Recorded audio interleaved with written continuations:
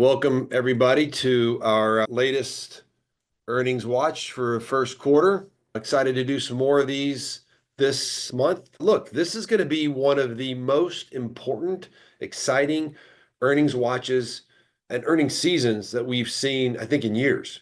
I mean, not since COVID have we seen this much uncertainty going into an earnings season. And I think this is very different from COVID. As signaled yesterday by Fed Chair Jerome Powell, there is no Fed put. In COVID, we had a Fed put. And that's a trader lingo for if things get really bad, we'll put a bunch of money into the economy. Well, they've put so much in that we got so much inflation that they can't do that again. They do that again with inflation not under control, it's going to run crazy. So we're headed into a recessionary environment. There is no question. And what we're going to be seeing in these first quarter results is a lot of companies starting to change their numbers. I mean, what happened recently with United Airlines? They said, oh, you know what? I'm going to give you two numbers for our expected estimates, a high one and a low one. If things stay normal, okay, earnings up here. If it's a recession, they're going to be down here. A couple of firms pulled their estimates all together. So we're going to be learning a lot about earnings this season. Let's get to it here. As usual, if you have requests, we got some folks have been with me a few times here, so they know to put their tickers in here pretty soon. Let me share my screen. Also, if you guys have questions, shoot them at me. I want to make this dynamic, and I like hearing what you guys have to say. So let's get into it here. All right, where do we want to start? I've got 12 tickers for you today, so I may not have a chance to do that many. Let's take a look at UnitedHealth Group, because there's a lot of action today. By the way, we're covering banks, healthcare stocks, retail stocks, grocery stores, financials. This is going to be a lot. So United missed the numbers big time. Stocks down 22% today. Yeah, over the last 5 days, 24% year to date. It's actually done really well. So before today, it was up like 10%. What does our system say about United here? Let's go to our portfolio. It has all the stocks. Let's just click on here, get an answer. All right, neutral rated stock. We were expecting a beat, so that's a surprise. Let's see if there's some detail on the miss. What happened here? Cast gloom over insurers after shock forecast cut. What does that mean? Falls most in 25 years after shock forecast cut. Cut its annual reported earnings, miss in over a decade, causing shares to tumble, was blindsided by rising medical costs, particularly in its Medicare Advantage plans, which were affected by Medicare payment changes, lowered its earnings forecast to $22 to $26.50 from 29 to 30. Interesting. So big miss, big rise in costs, which I guess they didn't see coming. So I think one of the takeaways from this situation with respect to UnitedHealthcare, you got a neutral stock, so that would be one we would say probably you don't own, fully valued. At the same time, decent economics, not too crazy. You're still up. You're still doing better than the market, I think, year to date at this point. Let's see that. You're about the same as the market. So what you're getting here, kind of, I guess, the neutral rating is about the same as the market, even with bad news. I think that's our takeaway on UnitedHealth. Let's go to JPMorgan. This has been one of my favorite stocks for a long time. I've said for a couple of years now that I think JPMorgan is better to own than the S&P 500. I think it's safer than the S&P 500 because I don't believe in the diversification in the S&P 500 anymore. Number one, because of the huge amount of concentration. But when they're letting in junk cos like Tesla, that's putting more risk in the S&P 500 than there is in an individual stock that I think is as solid as JPMorgan. That's my take. JPMorgan, see on the list here, it's up. What is it doing? Year to date, it's way better than the S&P 500. Super profitable business. I've liked this business for a long time. We can see that the rating, very attractive. And by the way, very attractive stocks do extremely well. Here's an index based on the very attractive stocks. Here's how it's performed over the last 5 years compared to the S&P. double the S&P, almost double the S&P. Year to date, outperforming by 5%. So outperforms in the short term, outperforms in the long term. Short term, long term. Outperforms, very attractive stocks. So in general, I'm giving you a nice gift here. Very attractive. This is one of our very attractive stocks. Now, we actually just did a special training on an even better version of very attractive stocks, where we went and said, very attractive stocks, they're great. We know it. But you know what else is really great is when a stock gets upgraded. Typically, those stocks move like 20, 30% within a month. And then even better than that, we're going to take very attractive stocks that have been down 10% or more. So they're due for a rebound. And then we added one other stringent criteria, a 1% or more dividend. I think one of the stocks in this group has like a 10% plus dividend. So you take super strong performing kind of peer group of stocks. You say, oh, well, I want the ones that recently upgraded, which makes them even better. Ones that have been unfairly knocked down, even better, and a dividend. We think that's an incredible gold mine of stocks. If you're interested in learning more about that, take a look here. I'm going to drop a link in here for you guys to see. You can get access to those stocks at that link. I'm pumped about this. Like, this is one of the best. We do a lot of R&D at New Constructs on our data set. We got a proprietary data set, best fundamental data in the world. If you haven't seen any of the trainings that explain that, trust me. Bloomberg doesn't create indices based on somebody's rating system because it's not good, right? They don't create an index based on my core earnings because it's not good. Here's another outperformer. Core earnings leaders. How to do versus the S&P this year. Year to date, outperforming. 5 years, outperforming.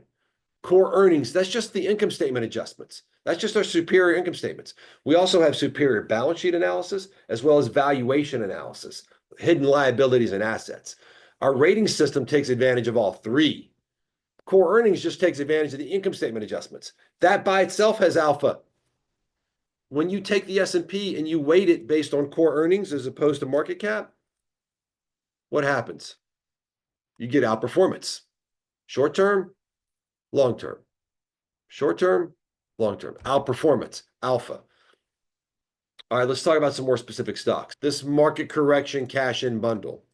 This is a very special offer that I got to bring to you as we're talking about all these stocks. So JPMorgan, we like it. It's down a little bit to date.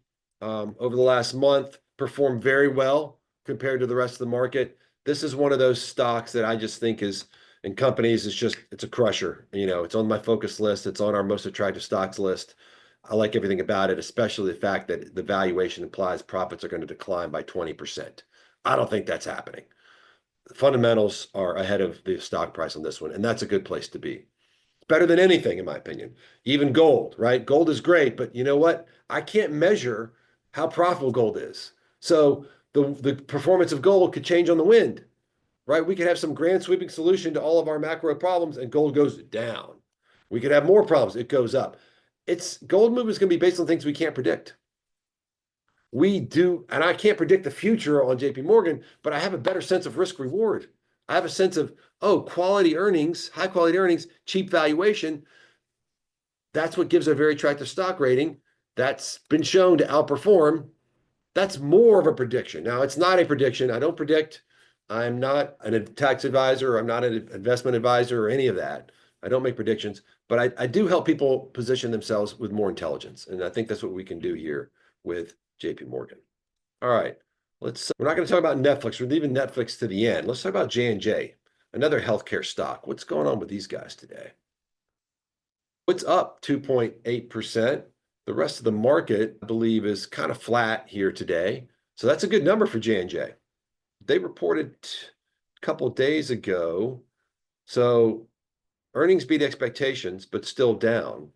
How are we doing over the last 5 days? Up 6%. Last month, down a little bit. For the year, up 10%. You know, this is what happens when you have attractive stocks. We predicted the beat on this one. It got upgraded pretty recently from neutral. I guess when the stock went down a bit here recently.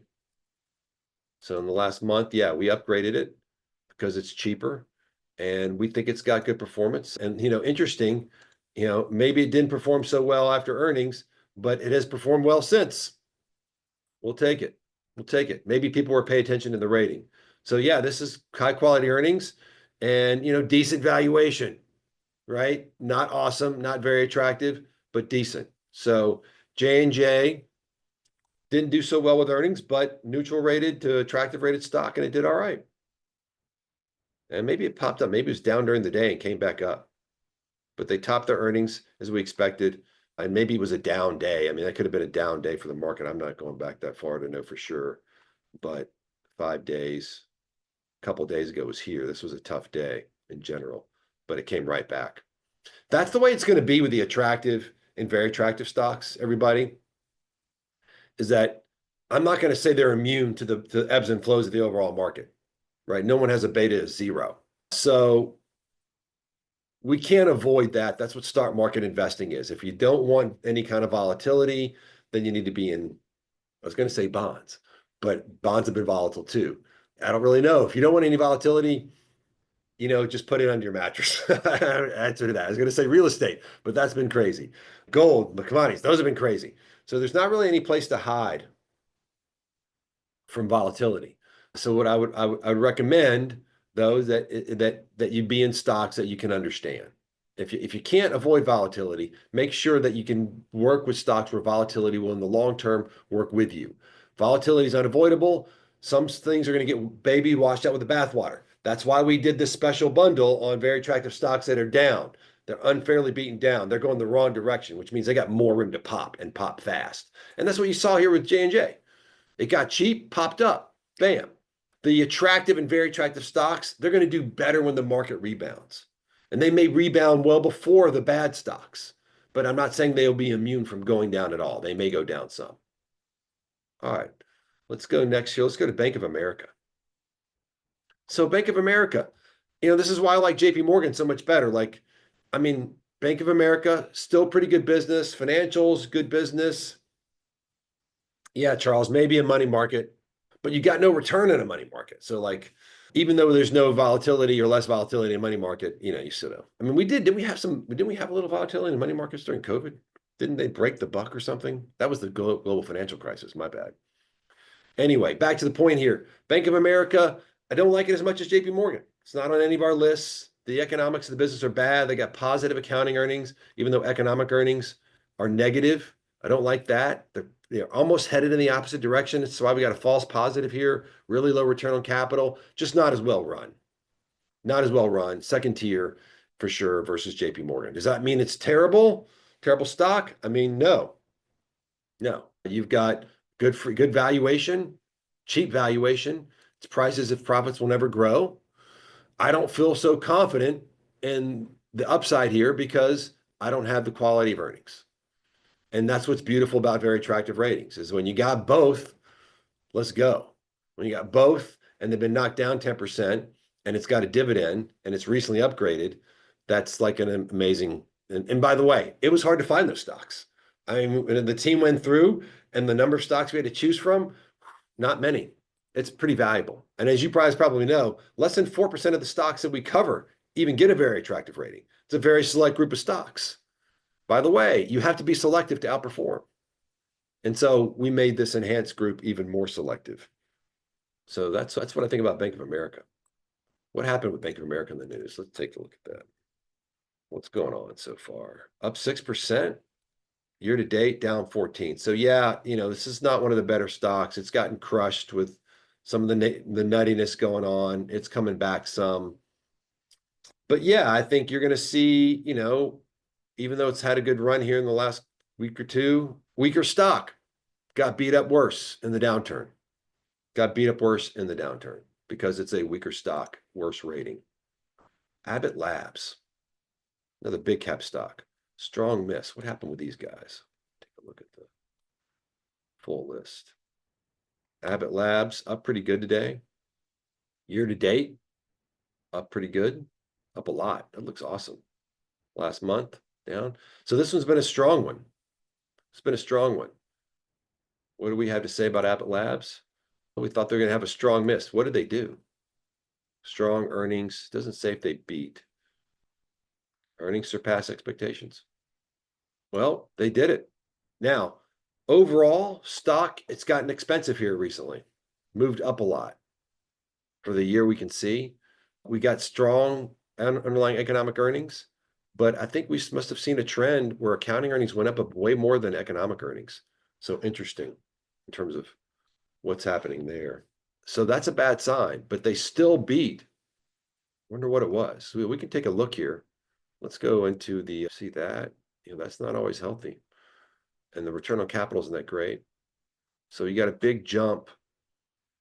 You can see NOPAT kind of stayed flat. Let's go to the source here. Let's see what happened. I always like to do that. What's going on here? Let me take a look at the income statement. So net earnings, we see the big jump here. What was it that made the difference? Revenue is about the same. Operating expenses about the same. Oh, it was a big negative tax number. So the big negative tax number, which is just noise that probably most people saw through. Interesting. Anything else here to think about? Otherwise you got a bunch of restructuring, inventory related charges for impairments, and then restructuring. So not a lot there in terms of notes. Those are sizable, but nothing to speak of. But they came in and looks like they beat the number. Probably the earnings number had removed that tax anomaly, the Wall Street number, and so it may have been a surprise on a Wall Street number as opposed to a GAAP number. Anyway, getting expensive. It's had a good run so far this year. We would say it's time to back off at this point in time on Abbott. So good month, good move. There's better risk reward out there for folks. Let's talk about Albertsons. Oops. I'd love to talk about Albertsons. So we've been talking about another grocery company that's on our focus list that we liked a lot, Kroger. I was actually on TV talking about, this is one of the stocks to buy no matter what happens with tariffs, because Kroger has had a great year and a great month, and it remains on our attractive stocks list. Look, people got to buy groceries. And if you think about someone's going to benefit from sort of maybe consumer spending stepping down, everyone's got to eat, but you don't have to eat out. So you buy groceries and you cook. It's good for grocery stores. And Kroger is the US leader in terms of discount prices and the largest US grocery store. So that's our top pick. We like that business. It's still cheap. Albertsons today doing great, outperforming the market. Year to date, it's up 9.6%. I'm telling you, man, that's immune to tariffs. That's good stuff. And I like this too, not as much as Kroger. I don't like it as much as Kroger, but I still like it. In fact, this doesn't look too different. There's going to be some issues about Kroger and the merger stuff. That's not great. But I like this rating, guys. Here's why.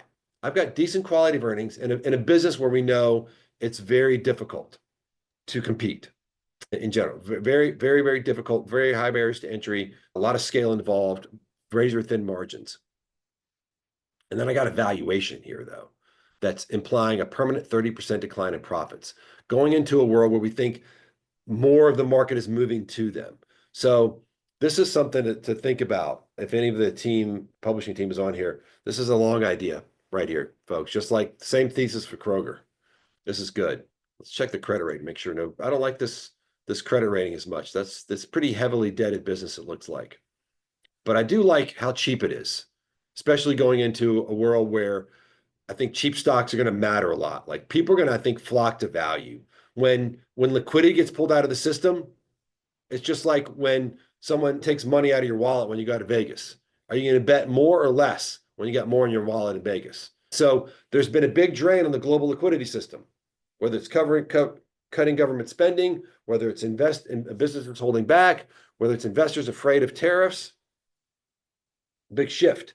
That hit to liquidity is what's causing all these super expensive stocks to go down. But people still want to invest, and you can invest smart. Just got to make sure they're in cheap stocks in the right industry with decent economics. And I think Albertson fits the bill for me. This is something we would consider as a long idea. So I like this, and it's been a good performer. I kind of put her on this list of stocks that would probably do well no matter what happens with tariffs. Let's go to the airlines. We talked a little bit about United already. We're getting a new 10K from these guys any minute now. They just went on. They just came out with their earnings. And United Airlines down a little bit more than the market today, down 32%. For sure, this is one of those that's going to be affected by tariffs a lot. We've already seen people cut back on travel, heard probably all the stories about people having trouble at the border. So yeah, United Airlines is a tough one. And this is almost a commodity stock. I mean, it's becoming an oligopoly more and more. Not a lot of competition here. Goodness gracious, they've all been crushed. United Airlines getting crushed. And I wouldn't mess with this. If I'm looking at the rating, neutral. Now, the stock price is cheap. It's implying a permanent 40% decline in profits on top of a really good rise in profits here recently. I think we've heard like how the airlines are doing great again. They're making money. They don't make money for long. They're cyclical. It's a commodity. When you're on Orbitz or you're on Booking or whatever site you are using to find flights, what are you looking at? Price. Do you care who the provider is? No. Except there's a couple out there that are really cheap that you got to be careful. I'm not going to name any names, but they're like, oh, hey, you can fly here for 49 bucks.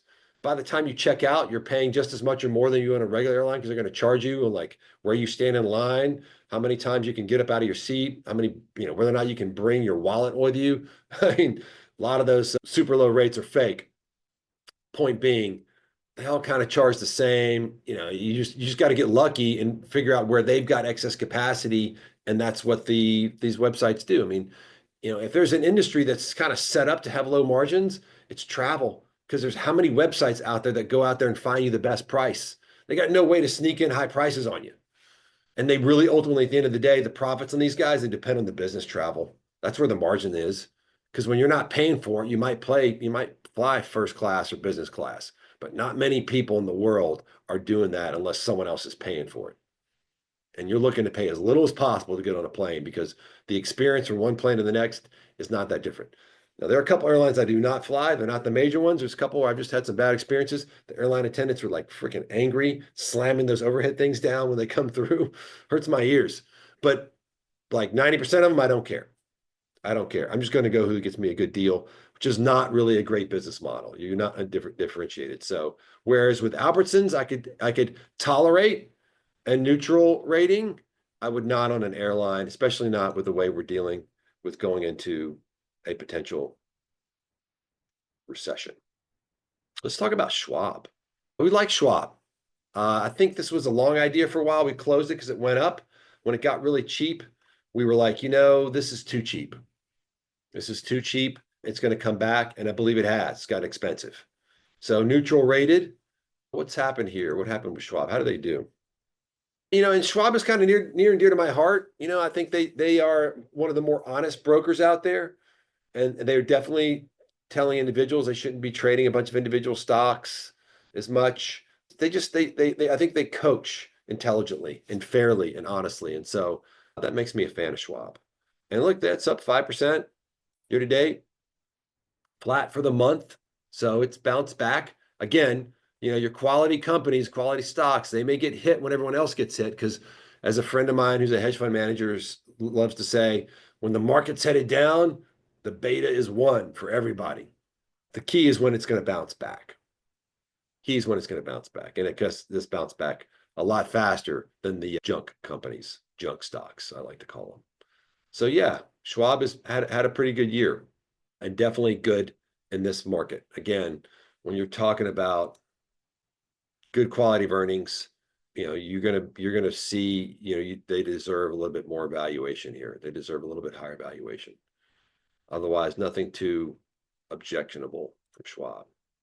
All right, who else we need to talk about? I think I've moved through a lot of the list here. Wells Fargo. Let's talk about American Express. All right, quality of earnings. Oh yeah, looking pretty good. What happened with these guys this week? All right, down about with the market. The market's kind of mixed. You get the Dow down, the S&P up, the NASDAQ down.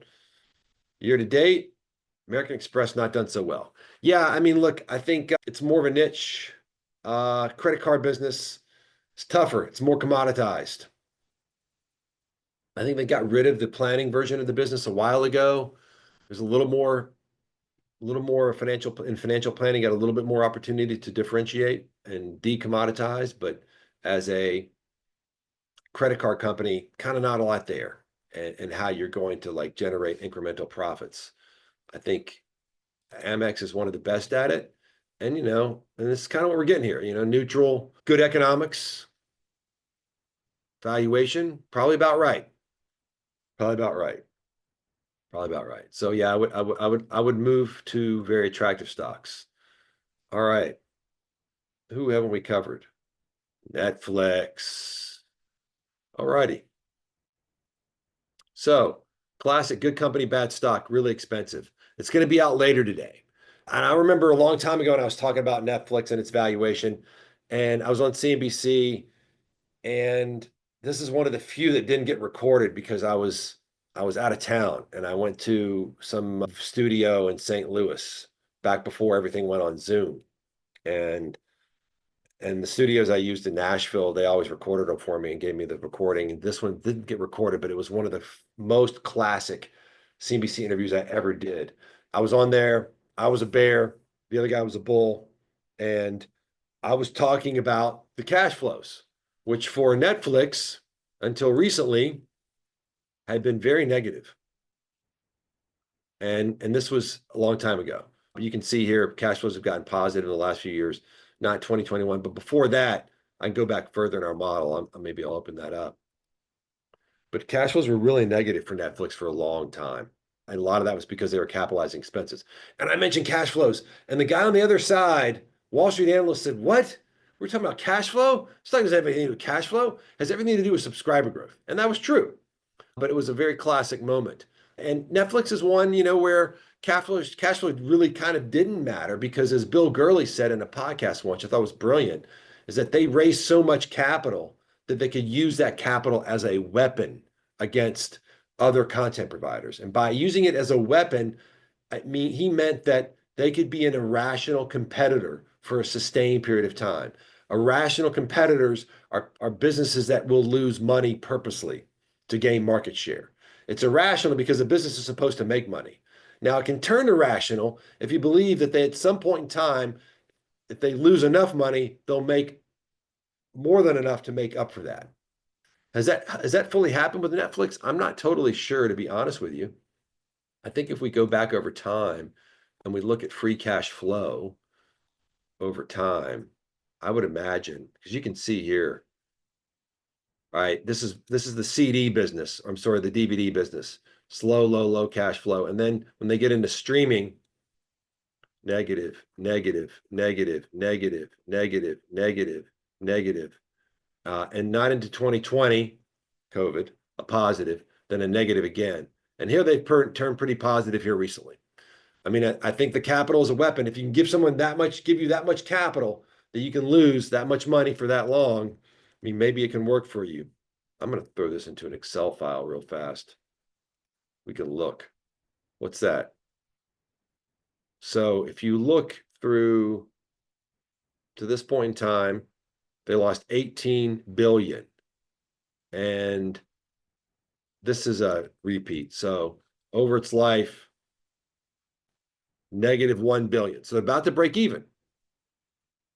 About to break even if they can maintain the super profitability. And they were kind of able to be the exception of the rule. I mean, if you build it, they will come kind of has worked, So pretty good on Netflix. So what does that mean for what to expect today? What does our rating say? Earnings distortion score. We got a miss. We still think the valuation is way too high. And that is because, since we're in the model here, we can look at the implied growth baked into the stock price. You can see even in my optimistic scenario here, where the valuation is going way up, we can't get to a price, much above $540. So let's see how optimistic that is. Let's go optimistic here. Has got 25%. Let's just go 20%. Let's just keep the growth rate up for 15 years out. We'll leave margins about where they are. Let's save that off. And this will explain to you, really how valuation works.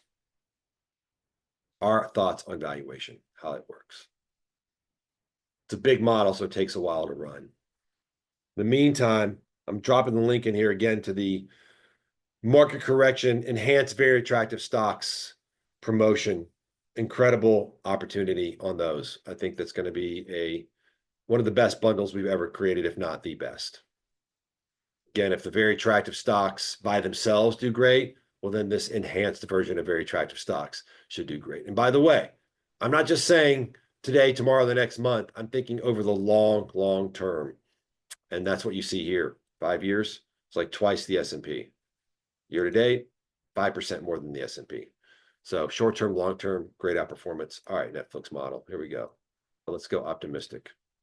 Okay, so to justify $960, they got to grow revenues at 10% compounded annually for 32 years, and they got to have even better margins than they do now on average over that time frame. What does that mean in terms of revenue? Applied revenue gets up to 1.2 trillion, 1.16, 1.2 trillion bucks. How does that compare to the market today? So if we can look at the S&P 500 and we're going to sort by revenue, the biggest revenue right now we have is Walmart. So Netflix is going to be twice the revenue of Walmart in 2057. That's a big number. Let's look at profits. What do the profits have to be? Profits are going to be 217 billion. Compare that to the S&P. We'll sort by NOPAT, largest to smallest. Apple at 109 billion. So Netflix will be twice profitable as what Apple is. So we think it's expensive. We think all the good news is priced in. I don't think that Netflix should ever be as profitable as Apple. I mean, it's mostly a commodity business. We've seen like how many streaming providers are there these days? There's a lot, and there's a lot of, some are dying and some are coming online. Some are doing better than others. It's going to be a loss leader for Disney, for HBO, for these other firms, these bigger firms. They can afford to make it a loss leader. I don't think that Netflix is going to be much of a standalone business for much longer, especially at Amazon and Prime. Like, so those are tough businesses to compare. So yeah, we're still bearish on Netflix. Still bearish on Netflix. All right, I'm going to take a couple of suggestions here. Who got in first? All right, timestamps. All right, Curtis, you're the winner. TTWO. Take-Two Interactive. It's a video game company, am I right? Yeah.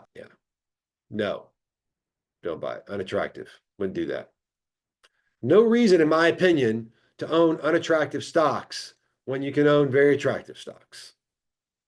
Unless you've got some thesis around how the business is going to dramatically turn around and be so profitable that this valuation stuff actually looks cheap. Or you want to just focus on the earnings distortion because it could get a beat.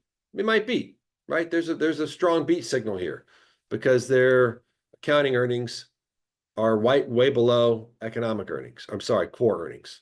So that's an opportunity for a beat, assuming the street estimates are based on this lower accounting earnings number. What about the new release of Grand Theft Auto? I'm telling you, it's already priced in, brother. I mean, look at this. You got to grow profits for more than 100 years to justify the price. It's all priced in.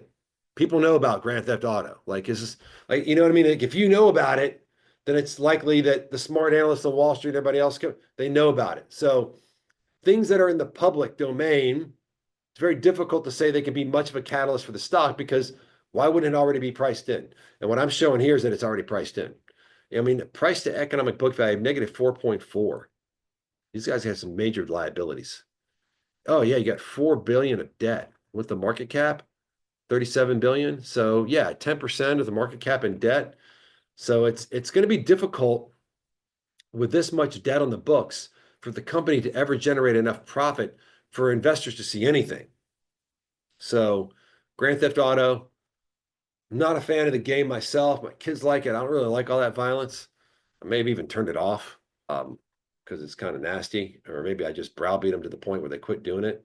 And by the way, I would not allow kids under like 17 to play this game, and only because the two older boys, like they've gotten into good colleges, they've done really well on a lot of levels. I'll let them do that stuff. But my younger son, no, not even close. That's my take on that. And I think more people might be thinking about that these days as they recognize how these media companies are taking over our kids' minds. I don't think that's a good thing. So, yeah. All righty. Thanks, everybody. We'll be doing something like this next week. We published a new report on Tesla. I think you guys maybe know, if you follow me, like what we think about Tesla. This is a new report. It's kind of like it's awesome. I said to the team, listen, it's been a while since we talked about Tesla. None of our thesis has changed. In fact, all of our theses have been proven true, all of them. But let's put together a report that goes through every single argument, positive or negative, about Tesla, and just let our readers decide. Let our readers decide. So excited to be sharing that next week. Right now, it's available to clients only. We may release it next week, but I'm definitely going to be doing an earnings watch on Tesla as well. I'm excited to see what's going to happen there. I think we're going to continue to see a lot of wheat separated from chaff here. We're going to see which companies can handle a little adversity and which can't. And we're going to see which valuations can handle a little adversity and which can't. And I'm telling you, a valuation that's already this extended cannot handle any adversity. It's going to get crushed. But a valuation that's really cheap, like this, can handle a lot of adversity. That's why you're seeing these stocks outperform and other stocks underperform. Okay, thanks everybody. Have a great weekend. Have a great holiday weekend. I appreciate you being with me. Leave me some comments in the survey when you're done. And for sure, make sure you take advantage. If you guys are looking for the stocks you should own now, this is where you need to be. Enhanced, very attractive stocks. The market correction cash-in bundle. This is where you want to be. Again, 4 key criteria. Very attractive rated, super outperforming index, just upgraded, another catalyst, down 10% or more, another catalyst, and a 1% dividend. It's super hard for us to find these stocks in our own system. You won't find them anywhere else. Not anywhere else in the world. No one can put together a group this good. And I believe it. And I believe that because our research is the best in the world. No one else has indices proving valid or proving alpha right now. No one else has got Ernst & Young and Harvard Business School publishing papers proving the research is superior. I don't know what else to say, folks. I don't think it gets much better than New Constructs research. And I don't think it gets more important than right now in a market as uncertain as this. That's my story, and I'm sticking to it. Thank you, and have a great weekend.